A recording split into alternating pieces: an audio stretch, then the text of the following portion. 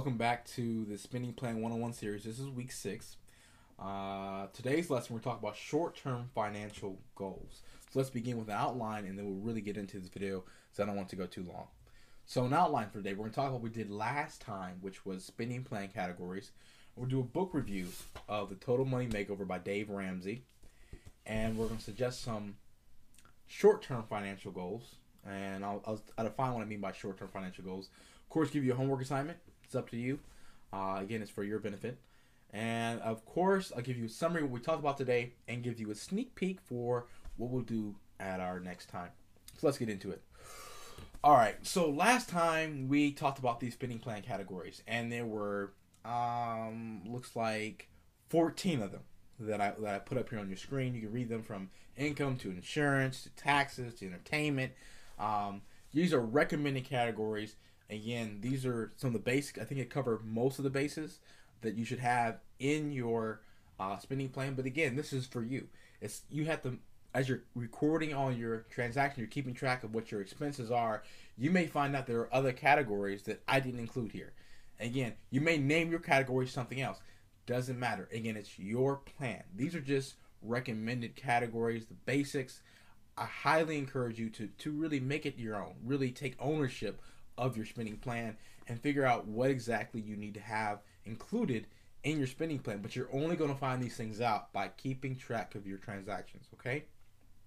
All right. So that's spending plan categories. Let's get into the book review for this week. So we're going to talk about the Total Money Makeover by Dave Ramsey. Okay. So let you know a little bit about Dave. He's a cool guy. Dave, good name. He has his own show.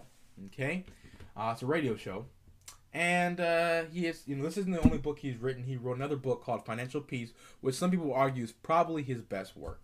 But yeah, as far as this book is concerned, it's full of these Dave rants, which are pretty good. I actually enjoy them. He gives these shocking statistics, and I'll share some of them with you now. And he gives these myths versus truths, because people have all these myths and misunderstandings about finance, all things finance. So he really kind of deals with a lot of that, and I think it's really good. And he has a lot of quote unquote testimonies or personal stories by real everyday folks who use this and found benefits. And I think you'll really find that aspect of the book very, very appealing, because these are everyday average folks. But let's get into some of these shocking statistics. I think some of them are rather shocking. The first of which I'll talk about is that 90% of Americans buy things they can't afford. Yeah. 80% of college students have credit card debt before they even have a J to the O to the B. A job. 80%. That's like 4 out of 5. Wow. 70% of Americans live paycheck to paycheck, according to the Wall Street Journal. That was before the recession. I can only tell you what it is now. I can only guess. And this is the one that really hurt me. The next one. 68% of Americans had nothing or close to nothing saved for their child's education, college education. This is particularly shocking and alarming, considering that the inflation, the rate at which price things change over time for college tuition, is twice that of regular inflation. Just to give you an idea, I'm not planning on having kids anytime soon, but if I was, having a little junior, call him Junior, TruEngineer Junior. Did a little math, and we're going to go through activity later in a few weeks over this. By the time 18 years from now, the average 4-year university tuition would be, for the 4-year times, like $250,000.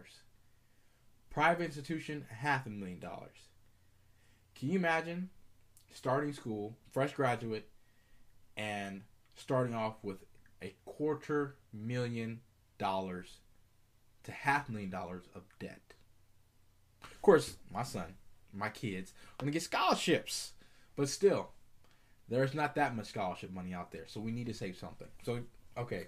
Went on a little TruEngineer rant. My bad. Thinking about Dave. Did my little rant. Another one that really, really hurt me, and this may be related to the previous one, is 19% of Americans that filed for bankruptcy in 2002 were college students. We need to save. I'm not saying as a parent, I'm not a parent. I plan to be a parent again, not anytime soon, but in the proper time. But it's really important. I'm not saying to pay for all of your child's education, but you need to contribute something. Okay. Enough. Let's get on to some other things about the book that I think are interesting. So again, some of his rants. I had my little mind. I'm talking about one of his now. He gives this. He goes through this discussion about income taxes, because a lot of times people want, oh, I'm gonna get this big income tax refund, which again, it kind of makes sense, but then you listen to his rant and you're like, no, it doesn't, because essentially what an income tax refund, particularly if it's a large one, is, it's saying that you didn't know how to manage your money well enough throughout the year, so you gave the government your money, you loaned them your money for a whole year, interest free. You could have easily had that money put in a banking account, earn interest, versus just give to the government, let alone for free. And again, do you really want to give all that extra money to the government? Okay, I stopped myself for another rant. Anyhow, so the other cool quotes, Dave, cool quotes. What I thought was really, really amusing and funny, but so true, is you can't get out of a hole by digging out the bottom. There's all these, strategies and things out there like, oh, you can use your debt to get out of debt. How about no. And another one I thought was really, really powerful was being willing to delay pleasure for a greater result as a sign of maturity. And that just doesn't apply to all things finance. Okay? It applies to other areas and aspects of life as well. So again, really cool book. And other things that the book talked about, which we're going to do next, is some of the short-term financial goals. Now, by short-term financial goals, I mean things you want to accomplish in the next 3 years, within 3 years, okay? The first of which is have an emergency fund, okay? At least $1,000. If you have to sell things. One of the things Dave talks about in his book is to have gazelle intensity. Imagine yourself as a gazelle in the jungle, and there's a lion coming, right? You have to do everything you can to avoid getting eaten by this lion. So when it comes to things financial, you need to make sure you avoid the debts and all those other things, because there are threats. Okay, you really need to make sure you do everything in your power to get away.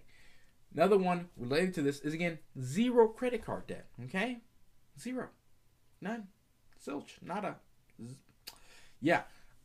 Moving on. So save 6 to 9 months of expenses in a money market account. We talked about what money markets account in a previous video. So save that. And again, looking at how we just come into 2010 when I'm making this video, we were in an incredible recession. It probably like more than that, like 9 to 12 months, because finding employment, good employment, is really difficult. So the more you have saved, the better. Again, that many months worth of expenses. Other things you need to do: think a little in the short term, think a little longer range. Midterm, 5 to 7 years. What do you plan to, major purchases, things like that, as far as purchasing a car, getting furniture for your home, making down payment on a home. And then what are like some long-term goals? Like, oh, do you want to be one of those 32% of people who actually has money saved for the kids to go to college? Or do you want to be part of the 68? It's up to you. This way you have to start thinking long-term. Think about this now so you can do something about it in the future. But I've said more than enough. Okay.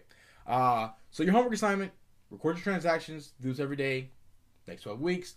And again, know what your credit card debt is. And we're going to do this an assignment next week. We're talking about more this next week on how you can really attack your debt. So today we talked about spending plan categories.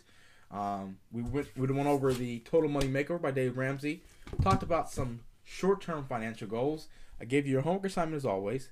And next time, we're going to talk about credit card debt. I really hope that you come back, and I'll show you a very aggressive way to meet that short-term goal of zero credit card debt. So that's my time. TruEngineer. Thanks.